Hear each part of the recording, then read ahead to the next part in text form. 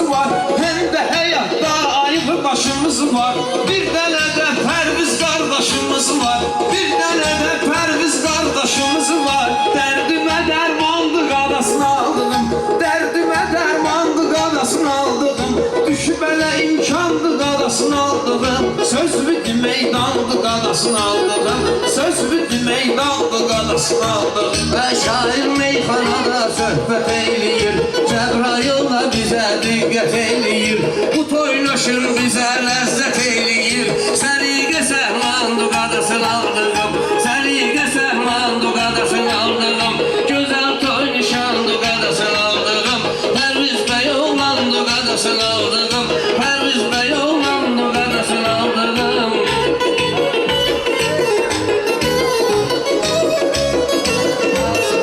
Dinətirdə həmişə toy nişan olsun, xalqımızda bu sür mehriban olsun.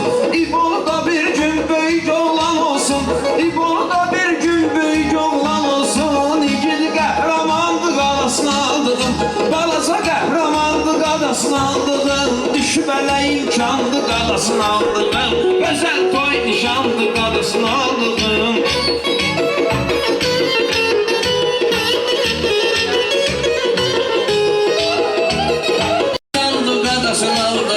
Pərviz bəy oğlandı qadasını aldığım.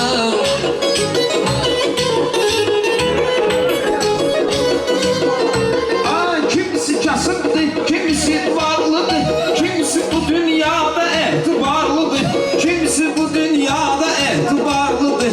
Elmir Elşen ikisi de afşarlıdır. Konaqdı mehmandı qadasını aldığım, konaqdı mehmandı qadasını aldığım. Gözəl Allah mübarək eləsin. Görnəcür meydandı qadasını aldığım, görnəcür meydandı qadasını aldığım.